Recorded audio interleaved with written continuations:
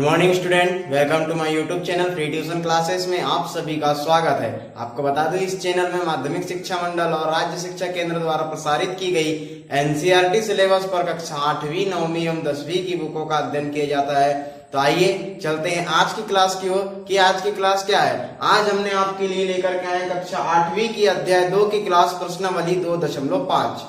कक्षा 8वीं से अध्याय 2 की क्लास प्रश्नावली 2.5।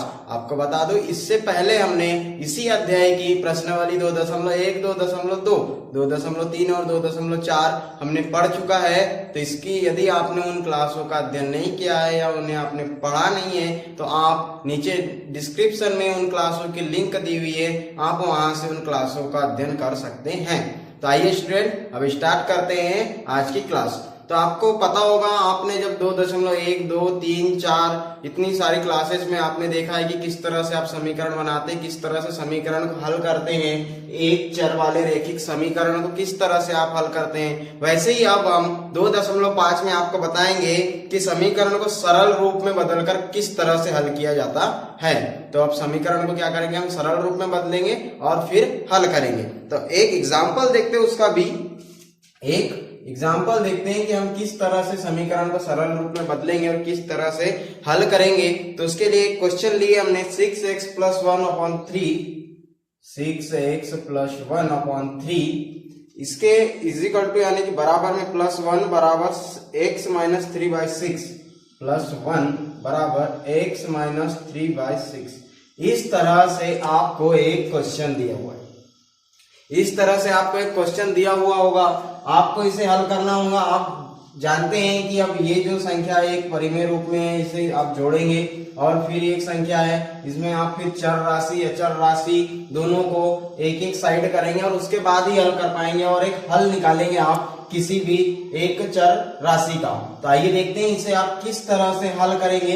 यदि आप देखिए इस समीकरण में यदि हम दोनों पक्षों में जब भी कोई समीकरण क्या है एक दूसरे के बराबर होता है यानी संतुलित है, ये समीकरण ये वाला पक्ष क्या है इसके बराबर आपको दिया हुआ है और यहाँ पे आप जब भी दोनों पक्षों में किसी एक समान संख्या से भाग देंगे, गुणा करेंगे, जोड़ेंगे या घटाएंगे तो उनके मानों में कोई परिवर्तन नहीं होता है। क्यों नहीं होता है? क्योंकि दोनों में हम बराबर संख्या का ही क्या करते हैं, तो जोड़ते हैं, घटाते हैं या गुणा करते हैं या भाग करते हैं। तो आइए हम यहाँ देखते हैं, यदि हम इसमें दोनों पक्षों में 6 से गुणा करने पर जब हम दोनों पक्षों में 6 से गुणा करेंगे तो क्या होगा, ये इस तरह से हो जाएगा 6x + 1/3 ये +1 इजिकल टू x - 3/6 × 6। तो अब आप क्या देखेंगे, तैयार गुणा से 3 दूनी 6 और 6 का 6। इस तरह से आप समीकरण का भी एक लाइन में लिख सकते हैं। ये हो जाएगा 6x + 1 + 1 6x + 1 + 1 is equal to x - 3। अब यहाँ आपको कोष्टक की कोई आवश्यकता नहीं है, यहाँ आप यहाँ गुणा का चिन्ह लगा सकते हैं और यहाँ कोष्टक लग जाएगा। कहाँ कोष्टक लगेगा, यहाँ कोष्टक लगेगा। तो आप देखेंगे यहाँ पे क्या हो जाएगा 1 + 1 2, तो 2 × 6x + 2 is equal to x - 3।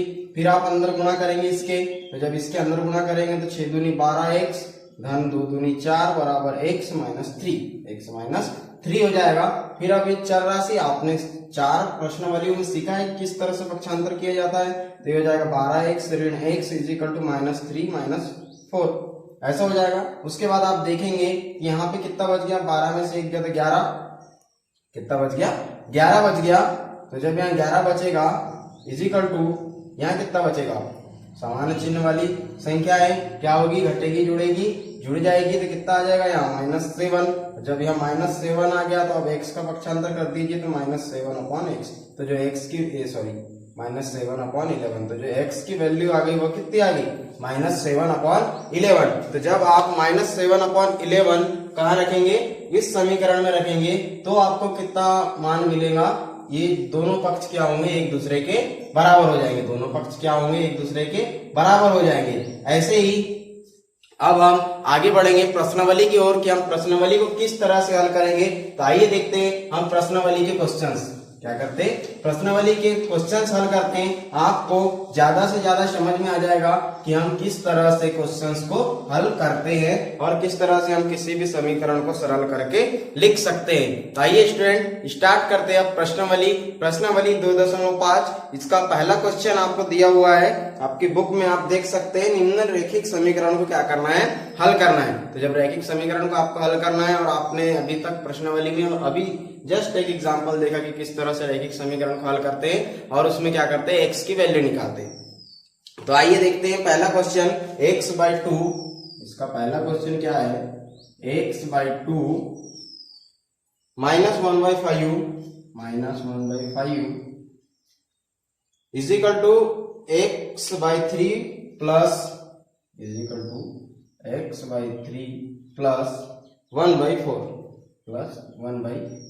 Plus कितना हो गया, 1/4। तो अब आप इसे किस तरह से हल करेंगे, आप देखेंगे कि इसमें आपको दो चर राशियां यानी कि एक एक पक्ष में एक एक चर राशि और एक एक पक्ष में एक एक अचर राशि दी हुई है। तो आप इसे इस तरह से भी हल कर सकते हैं कि इस पक्ष को यदि इस पक्ष की ओर पक्षांतर कर दे, इसका पक्षांतर इधर कर दे और फिर दोनों को जोड़ दिया जाए तो भी इसे आप हल कर सकते हैं। तो इसका हल देखते हैं हम। अभी आपने एग्जाम्पल में देखा था कि हमने किसी संख्या का क्या किया था, वहां गुणा कर दिया था और उस समीकरण को क्या कर दिया था, हमने सरल कर दिया था। तो यदि आपको वैसा करना है तो आप यहाँ इन सभी का लघुत्तम ले लीजिए और जब इनका लघुत्तम लेंगे उसके बाद आपके पास जो संख्या आएगी आप उसे उसका यहाँ एक तो गुणा कर दीजिए या फिर उसका भाग दे दीजिए। तो आइए देखते हैं, हम सबसे पहले इसे एक अलग रूप में हल करेंगे। x/2 यदि इस चर राशि के इधर पक्षांतर कर दिया जाए तो -x/3 इज इक्वल टू 1/4 यहाँ पहले से, अब इसका पक्षांतर कर देंगे तो +1/5 हो जाएगा।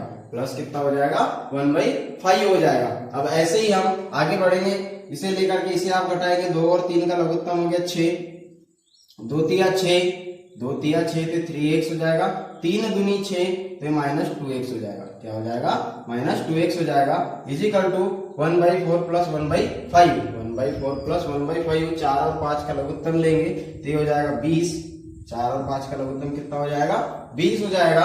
और आप देखेंगे 4 पंचे 20 तो 5 का 5 और 5 चौके 20 तो 4 का 4। ऐसे आपने हल किया। उसके बाद आप देखेंगे यहाँ पर 3x - 2x तो हो जाएगा x बचेगा।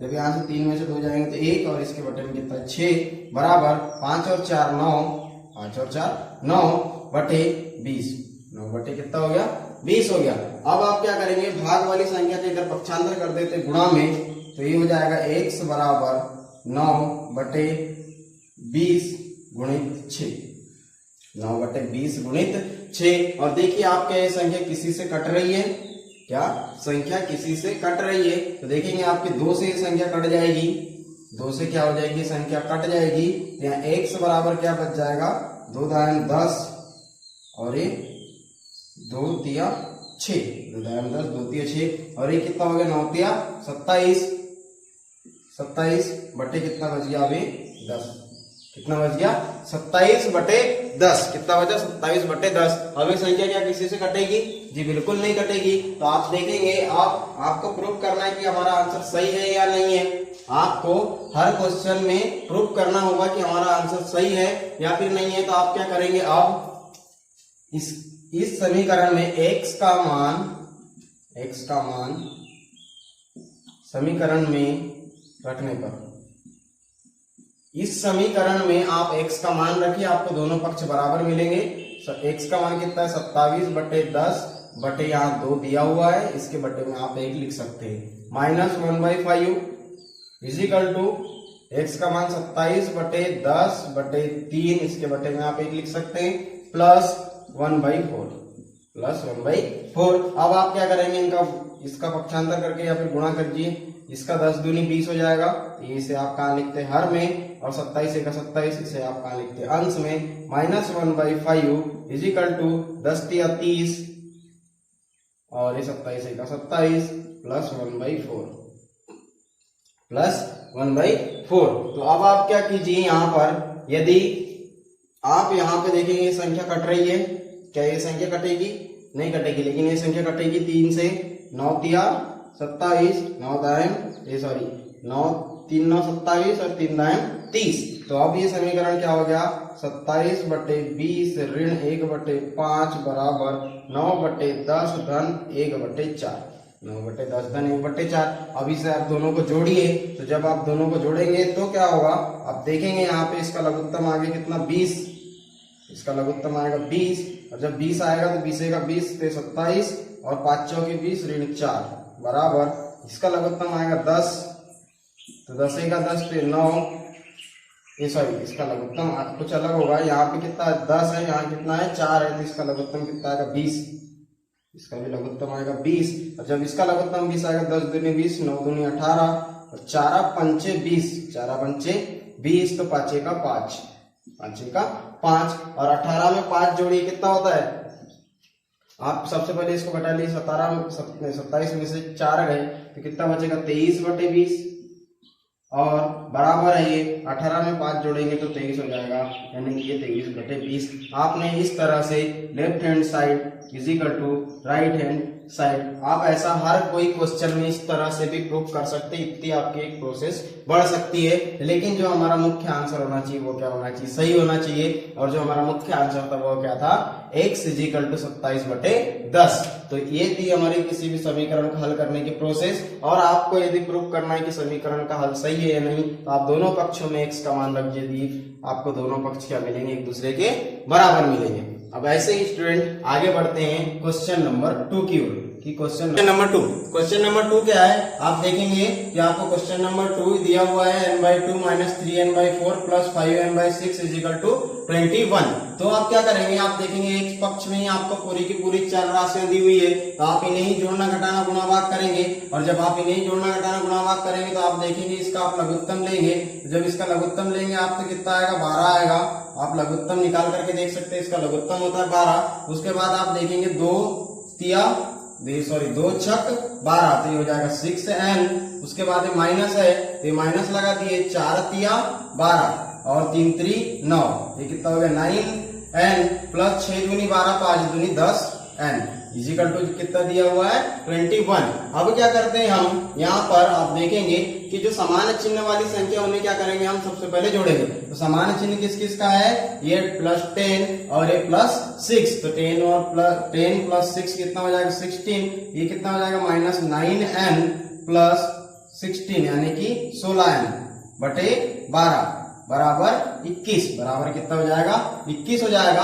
और आप देखेंगे कि जब 16 में से 9 जाएंगे, 16 में से 9 जाएंगे तो कितना बचेगा, 16 में से 9 जाएंगे तो 7, 9 और 7 16, तो 7n बड़ी संख्या का चिन्ह लगेगा सामने, तो प्लस 12 बराबर 21, बराबर कितना हो गया 21।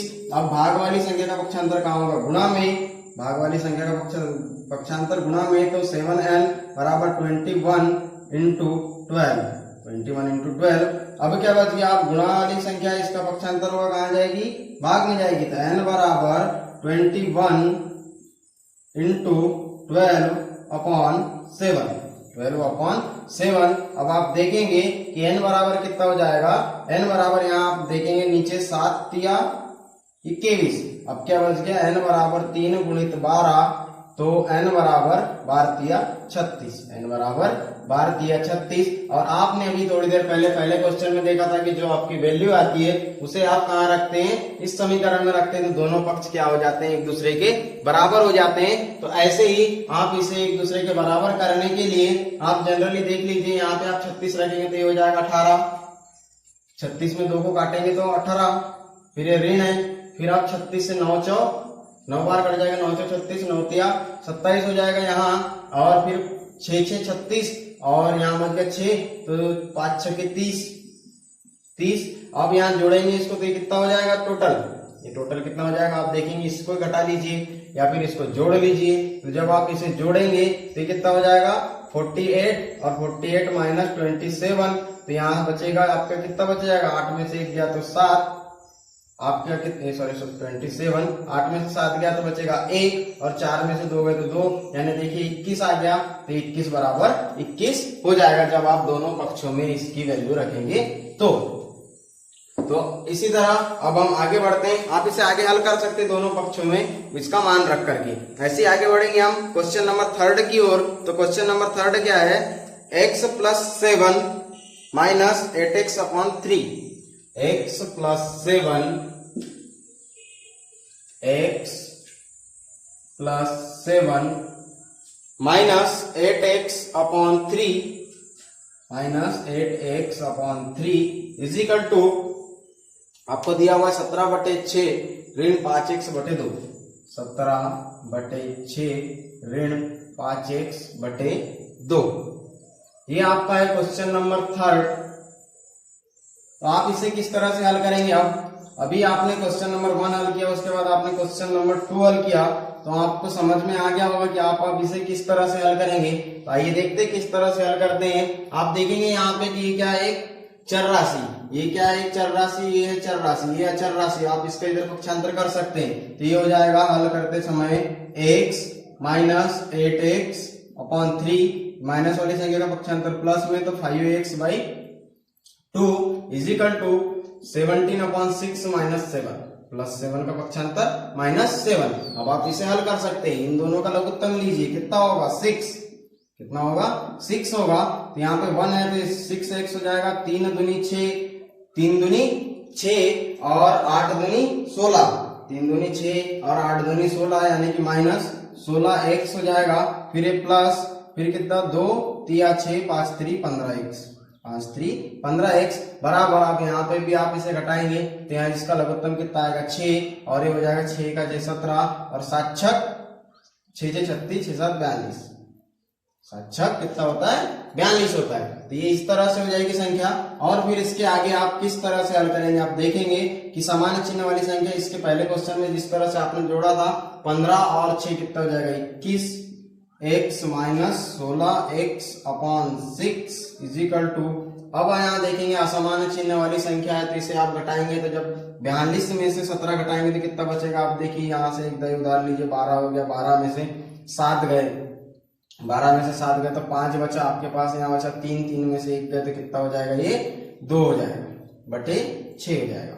अब आप देखेंगे कि दोनों के हर में क्या है 6 6 है, तो इस 6 का आप इधर पक्षांतर करेंगे तो क्या हो जाएगा गुणा में, तो 21x, तो जब 21x में से 16 जाएंगे 16 जाएंगे तो कितना बचेंगे 16 5 21, ये कितना हो गया 5x is equal to 25/6 into 6, तो 6 से 6 कैंसिल, ये 6 से 6 कैंसिल। अब क्या बच गया 5x इज इक्वल टू 25, तो ये कितना हो जाएगा x बराबर 25/5।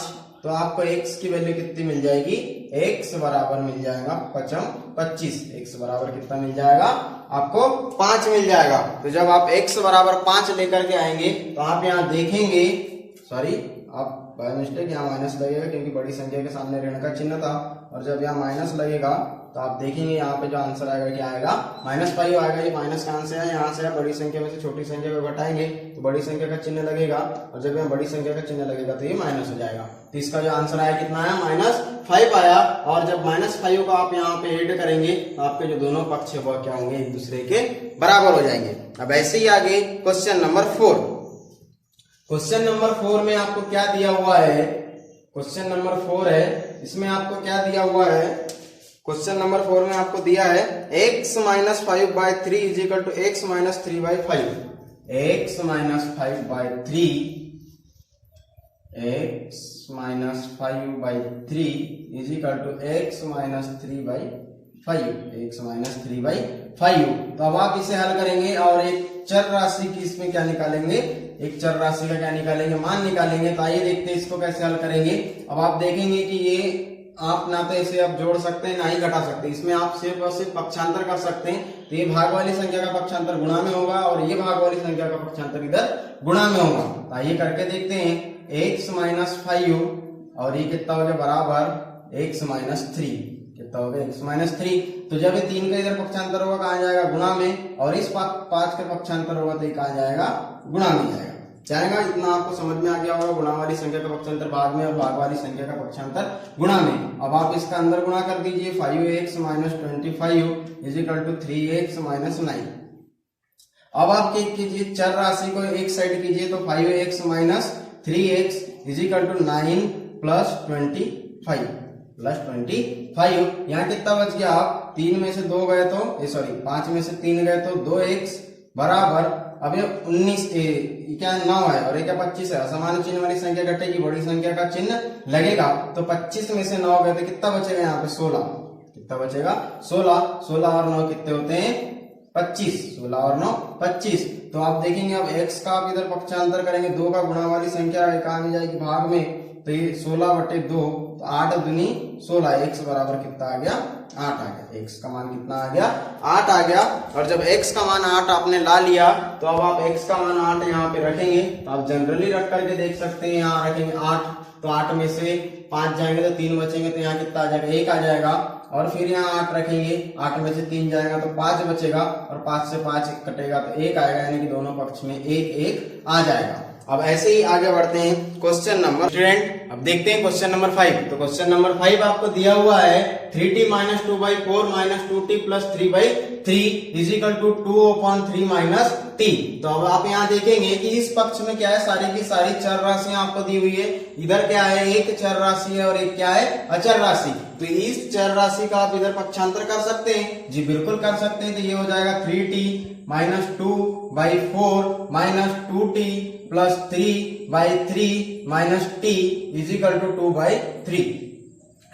2/3 अब आप देखेंगे ये -t का इधर पक्षांतर हुआ +t हो जाएगा, और आप देखेंगे कि इसके अपॉन में हम 1 लिख सकते हैं, इसके अपॉन में क्या लिख सकते हैं 1, और 4 3 और 1 का लघुत्तम आप लेंगे तो कितना आएगा 12 आएगा, और जब ये 12 लघुत्तम आएगा तो 4 तिया 12, तो ये कितना हो जाएगा 3t - 2, 3 का गुणा माइनस 3 चौके 12, 4 का गुणा होगा 2t + 3 में, 2t + 3 में, और उसके बाद देखेंगे आप प्लस 12 1 का 12 तो हो जाएगा 12t बराबर 2/3, बराबर कितना हो गया 2/3। अब आप क्या करेंगे, इनका अंदर गुणा कीजिए, 3 3 9t, ऋण 3 दूनी 6, ऋण 4 दूनी 8t, फिर 4 तिया 12, ऋण 12, फिर धन 12t/12। अब आप क्या करेंगे, इसके बराबर में कितना है 2/3। अब क्या करेंगे, आप देखेंगे ऊपर जो चर राशियां हैं सारी चर राशियों को आप जोड़िए घटाइए, और अचर राशियों को एक साइड जोड़ के जोड़िए या फिर घटाइए, तो आप देखेंगे ये क्या धनात्मक 12 और ये धनात्मक 9, 12 और 9 हो गया 21, 12 और 9 कितना हो गया 21, और 12 9 21, और ये ऋण 8 21t, ऋण 8t, फिर ऋण और ये ऋण समान चिन्ह वाली संख्या जुड़ेगी तो कितना हो जाएगा 12 और 6 18/12 बराबर 2/3, बराबर 2/3। अब इसे आप आगे हल करेंगे, तो आगे किस तरह से हल करेंगे, आप देखेंगे 21 में से 8 गए, 21 में से 8 जाएंगे तो कितने बचेंगे आपके पास 13, कितना बचेगा 13, 13 कितना हो जाएगा 13t, 13t हो जाएगा -18 अपॉन में 12 बराबर 2/3, 2/3 इस तरह से हो जाएगा। तो अब आप देखेंगे इस भाग वाली संख्या का पक्षांतर होगा गुणा में, तो 13t - 18 बराबर भाग वाली संख्या का पक्षांतर कहाँ हो गया गुणा में हो गया, तो जब ये गुणा में होगा तो कितना हो जाएगा 2/3 गुणित 12, 2/3 गुणित 12, यानी कि 3 चौके 12 इस तरह से आप काट सकते हैं, और ये 13t - 18 बराबर अब कितना हो गया 4 दूनी 8, और ये 4 दूनी कितना हो गया 8 हो गया। तो अब आप इसका इधर पक्षांतर कीजिए, इसका इधर पक्षांतर कीजिए, 13t बराबर 8, और ये कितना हो जाएगा 8 धन 18, तो ये हो गया 13t बराबर ये हो गया 26, तो t का मान कितना आ जाएगा गुणा वाली संख्या का पक्षांतर भाग में, तो 26/13, तो t का मान आ गया 13 दूनी 26, कितना आ गया 13 दूनी 26, और जब यहाँ आप t का मान 2 रखेंगे तो आपको दोनों पक्ष में एक समान वैल्यू मिल जाएगी। अब ऐसे स्टूडेंट आगे स्टार्ट करते हैं क्वेश्चन नंबर 6। तो क्वेश्चन नंबर 6 क्या दिया हुआ है आपको, m-1/2। Question number 6, question number 6 क्या है, m-1/2 is equal to 1 minus m-2/3, m-2/3। इस तरह से आपको दिया हुआ है क्वेश्चन नंबर 6, आप अब इसके आगे क्वेश्चन नंबर 6 को हल करेंगे।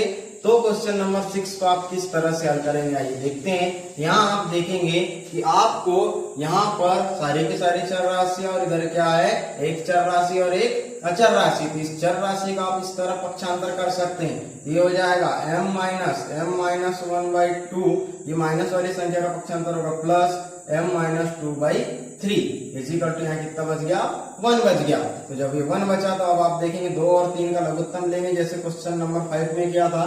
3 और 2 का लघुत्तम लेंगे 6, और जब 6 का यहाँ लघुत्तम लेंगे तो 6 का 6, तो ये हो जाएगा 6m माइनस 2 दिया 6, 3m माइनस 1, और 3 दूनी 6 धन 2m माइनस 2, 2 का यहाँ गुणा होगा, बराबर कितना हो गया, 1 हो गया, बराबर 1।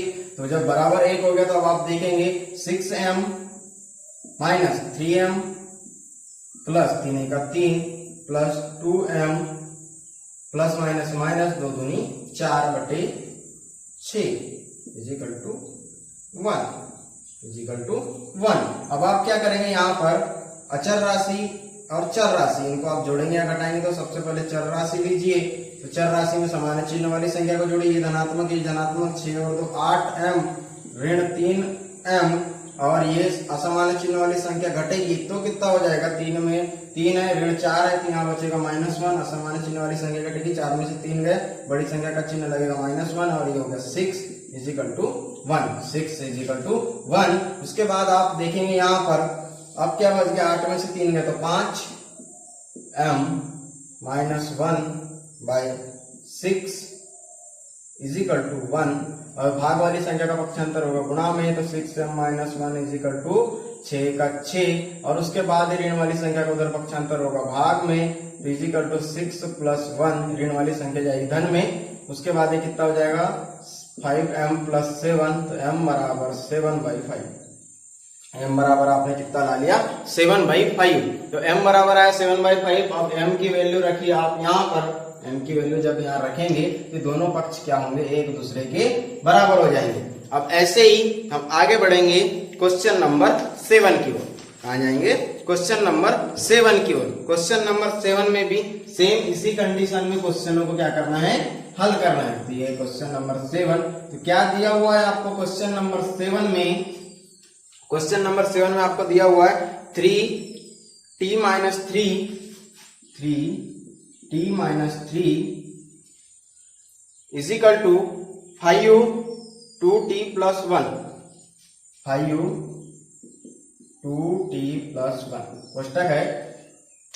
आपको ये दिया हुआ है क्वेश्चन, ये क्या दिया हुआ है, क्वेश्चन दिया हुआ है, आपको इसे क्या करना है, हल करना है। तो आप इसे हल कीजिए, सबसे पहले कोष्टक को हल कीजिए। तो जब आप कोष्टक को हल करेंगे तो कोष्टक के बाहर की संख्या का कोष्टक के अंदर क्या करेंगे, गुणा करेंगे। तो जब कोष्टक के अंदर गुणा करेंगे तो हो जाएगा 3t माइनस 3 3 9 इजिकल टू 5 दूनी 10t प्लस 5 का 5।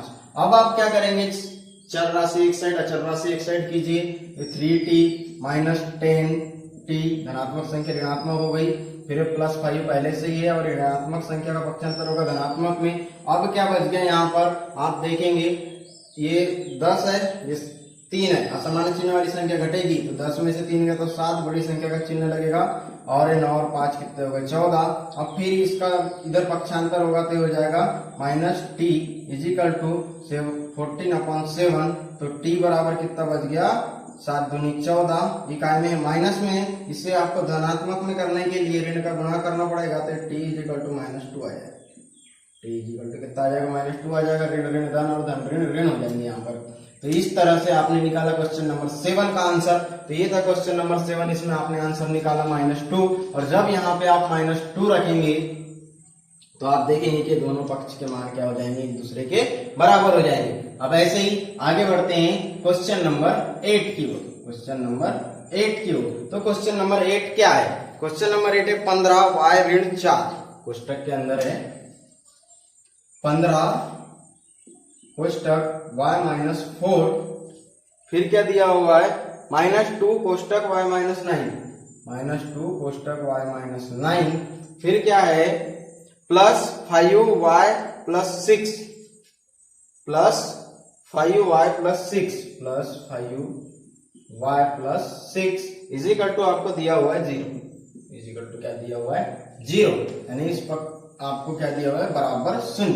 अब आप इसे हल करेंगे तो इसे भी सेम क्वेश्चन नंबर 7 की तरह हल करेंगे। सबसे पहले कोष्टक हल करेंगे तो अंदर गुणा करेंगे 15y माइनस है तो माइनस 15 चौके 60 ऋण 2y और ये माइनस माइनस प्लस 9 दूनी 18 प्लस 5y 5 छके 30, 5 छके कितना हो गया 30 बराबर 0। तो फिर क्या होगा यहाँ पर आप देखिए अब चर राशि 1 2 3 मिली आपको चर राशि, बाकी है चर राशि। तो पहले चर राशि समान चिन्ह वाली संख्या को जोड़िए 15 5 20 y ऋण 2y ऋण 2y। अब इसके आगे क्या होगा, अब अचर राशियों को देखिए कितना है ऋण 60, पहले धनात्मक संख्या को जोड़ लीजिए तो ये कितनी हो जाएगी धनात्मक वाली 30 धन 18 48 हो गई, ऋणात्मक वाली माइनस 60 इज इक्वल टू 0। अब यहाँ क्या बचेगा आप देखिए 20 में से 2 गए तो 18 y बरा सॉरी अब ये असमान चिन्ह वाली संख्या है, ये क्या होगी घटेगी। तो जब 60 में से 48 जाएंगे तो कितना बचेगा, यहाँ पर 60 है 48 जाएंगे तो यहाँ बचेगा ऋण 12, कितना बचेगा ऋण 12 बचेगा, बराबर क्या हो गया 0 हो गया। अब 18y ऋण सॉरी अब इसका पक्षांतर कर दीजिए डायरेक्ट, तो ये ऋण 12 का इधर पक्षांतर होगा तो 0 प्लस 12 हो जाएगा, और 0 प्लस 12 कितना होता है 18y बराबर कितना हो जाएगा 12। अब ये y का फिर आप पक्षांतर करेंगे 18 गुना वाली संख्या भाग में जाएगी तो 12/18 हो गया, कितना हो गया 12/18 हो गया। तो अब यहाँ कितना बचेगा, अब आप देखेंगे यहाँ पर संख्या कटेगी। सबसे पहले आप कैसे काटिए, इसे 2 से काटिए, 2 छक 12 2 छक 12 2 9 18, तो y बराबर क्या आ जाएगा 6/9। और इस संख्या क्या किसी से कटेगी जी बिल्कुल कटेगी, तो y बराबर आप देखेंगे 3 दूनी 6 3 3 9, तो जो y का मूल मान होगा वो कितना होगा 2/3 होगा। तो जब ये 2/3 आपने y का मान निकाल लिया, आप यहाँ रखिए, आपको ये भी 0 मिलेगा और ये बराबर में तो पहले से ही 0 है। अब ऐसे ही आगे बढ़ेंगे क्वेश्चन नंबर 9 की ओर। तो क्वेश्चन नंबर 9 क्या है, क्वेश्चन नंबर 9 में आपको क्या दिया हुआ है, ये क्वेश्चन नंबर 9। क्वेश्चन नंबर 9 में आपको दिया हुआ है 3 5z माइनस 7, 3 कोष्टक में 5z माइनस 7, उसके आगे -2 9z माइनस 11, -2 9z माइनस 11, फिर उसके बाद इज इक्वल टू दिया हुआ है 4 8z माइनस 13, 4 8z माइनस 13 ऋण 17, ऋण कितना है 17 है। तो अब आप इसे हल करेंगे जी बिल्कुल हल करेंगे। कैसे हल करेंगे आइए देखते हैं किस तरह से हम इस क्वेश्चन का हल निकाल पाते हैं। तो हम देखेंगे कि यहाँ पर इधर अचर राशि है, यहाँ सॉरी यहाँ चर राशि है, यहाँ भी चर राशि, यहाँ भी चर राशि है, एक अचर राशि है, तो आप इसे इधर ही रहने दीजिए। आप इस संख्या का इधर पक्षांतर कीजिए तो हो जाएगा 3 5z माइनस 7, फिर -2 9z माइनस 11, फिर प्लस वाली संख्या इसका ऋण में पक्षांतर होगा तो 8z माइनस 13 बराबर ऋण 17 बचेगा। अब इन कोष्टक को हल कीजिए, तो जब आप ये कोष्टक को हल करेंगे तो क्या हो जाएगा आपके पास, देखेंगे 5 3 15 z माइनस 7 21 माइनस 9 दूनी 18 z, फिर 2 11 दूनी 22 और ऋण ऋण धन, फिर ऋण 8 1 8 8 4 32 z, फिर 13 4 52 प्लस में आएगा बराबर -17 प्लस में क्यों आएगा ऋण ऋण धन होते। तब आप देखिए चार राशियां z z z, समान चिन्ह वाली संख्या को जोड़ लीजिए तो ये 32 है, ये 18 है, ये हो जाएगा 50 15 z, समान चिन्ह तो चिन्ह भी समान लगेगा, 8 और 2 10 की 0, हासिल का है 1 3 और 1 4 और 1 5, ये हो गया 50 z। अब आप देखिए अचर राशियां ये 21 22 और ये 52, तो समान चिन्ह वाली इसमें भी जोड़ लीजिए तो ये कितनी हो जाएगी 22 और ये 52, तो 4 और 7 74 अब यहाँ क्या बच गया, ऋण 21, ऋण कितना आ गया, 21 आ गया। तो अब क्या होगा, यहाँ देखेंगे आप 15 है, ये 50 है, इसमें से जब आप घटाएंगे असामान्य चिन्ह वाली बड़ी संख्या का चिन्ह लगेगा तो यहाँ बचेगा 35z प्लस 74 में से 21 घटा दो, यहाँ बचेगा 3 और 5 में से 2 गए तो 7 में से 2 गए तो 5, कितना बचेगा 53 इजिकल टू यहाँ कितना दिया -17, ये -17। अब क्या करेंगे, ये धनात्मक संख्या इसका आप पक्षांतर कीजिए, ऋणात्मक में 35z प्लस, अब इस संख्या का पक्षांतर होगा -17 माइनस धन वाली संख्या का पक्षांतर ऋण में 53। तब आप देखेंगे इसे जोड़िए, -35z बराबर ऋण वाली संख्या जुड़ेगी तो ऋण लगेगा और 53 और 17 हो गए आपके 70, कितने हो गए 70 हो गए। फिर आप क्या करेंगे, इस z वाली संख्या में गुणा वाली संख्या का पक्षांतर करेंगे भाग में, तो -70 अपॉन -30 हो जाएगा, क्या हो जाएगा 35 ये ऋण से ऋण कैंसिल, 35 दूनी 70, तो z बराबर कितना आ गया आपका आंसर 2, z बराबर कितना आ गया 2 आ गया। और जब z बराबर 2 आप यहाँ रखेंगे तो आप देखेंगे कि दोनों पक्ष क्या होंगे, एक दूसरे के बराबर हो जाएंगे। अब ऐसे ही हम आगे बढ़ेंगे क्वेश्चन नंबर 10 की ओर। तो क्वेश्चन नंबर 10 में आपको हल्का सा अलग दिया हुआ है, क्या है उसमें आपको दशमलव वाली संख्या आपको देखना है, हल करना है। तो ये हो गया 0.25 कोष्टक में है f प्लस -3, 4f है यहाँ पे -3, 4f -3। फिर क्या है इजिकल टू 0.05 10f,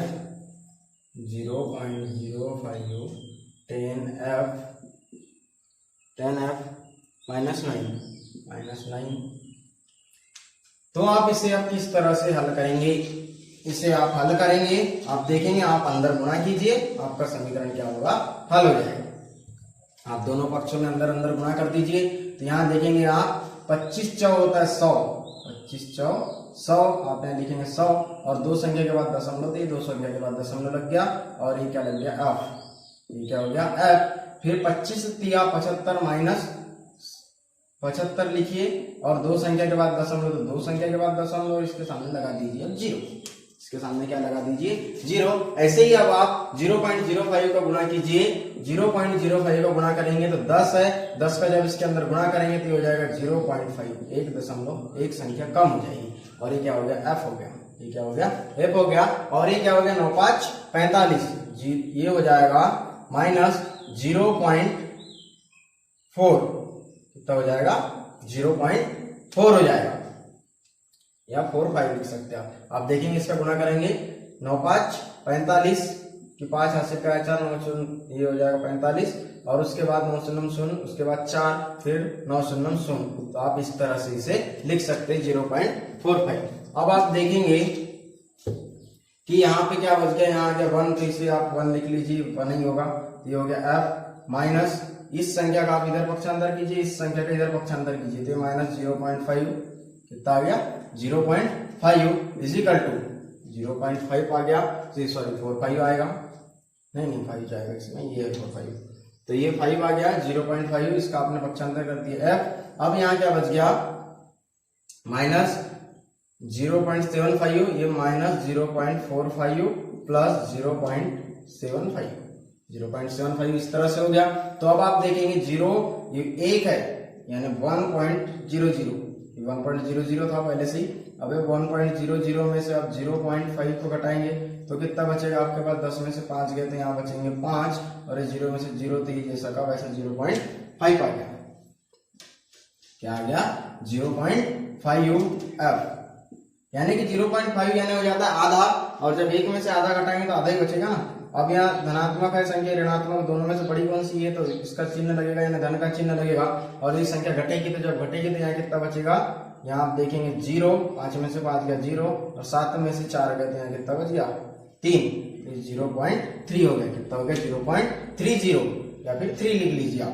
तो ये हो गया f, ये हो गया f बराबर 0.3 अपॉन 0.5, 0.3 अपॉन 0.5। अब आप इसे हल कैसे करेंगे? इसे आप बिल्कुल आगे हल कर सकते हैं। किस तरह से करेंगे आइए देखते हैं। ये 0.3 को हम 3/10 लिख सकते हैं और 0.5 को हम 5/10 लिख सकते हैं, 5/10 लिख सकते हैं। तो अब हम कैसे हल करेंगे? देखिए इसे आप आगे हल करेंगे तो कितना आंसर आएगा आपका? आप इन संख्या को गुणा कीजिए और फिर इस संख्या को गुणा कीजिए। पहले इस संख्या का कीजिए फिर उस संख्या का कीजिए। देखिए कितना हो जाएगा? 5 दाएं 50। तो F बराबर या में आ गया 5 दाएं 50 और इसके ऊपर आप देखेंगे कि 10 दाएं 30, 10 दाएं 30। तो ये 0 से क्या कट गया? ये 0 कटेगा, ये 0 से ये 0 कटेगा, ये 0 से ये 0 कैंसिल, इस 0 से इस 0 को कैंसिल कर दिए। अब आपके पास क्या बच गया? 3/5, 3/5। तो आप इसे काट सकते हैं जी, बिल्कुल काट सकते हैं। दशमलव में ही आंसर लाएंगे हम, तो आप काटेंगे, भाग नहीं जाता तो 0, फिर दशमलव, दशमलव की 0, 5 6 के 30, इससे कट गया, से कट गया। तो हमारा जो आंसर आया F बराबर कितना आया? 0.6। F बराबर कितना आया? 0.6। तो ये थी आपकी प्रश्नावली 2.5। कौन सी प्रश्नावली थी? 2.5। अब हम इसके आगे वाली क्लास में पढ़ेंगे 2.6। तब तक के लिए आप हमारे साथ बने रहने के लिए आप हमारे चैनल को सब्सक्राइब कीजिए, हमारी क्लासेस को लाइक कीजिए और बेल आइकन को दबाना ना भूले ताकि हमारी क्लास जैसे ही अपडेट हो आपको सबसे पहले पता चले, और साथ ही साथ अपने फ्रेंड्स के साथ में शेयर करें। Thank you, thanks for watching, have a nice day.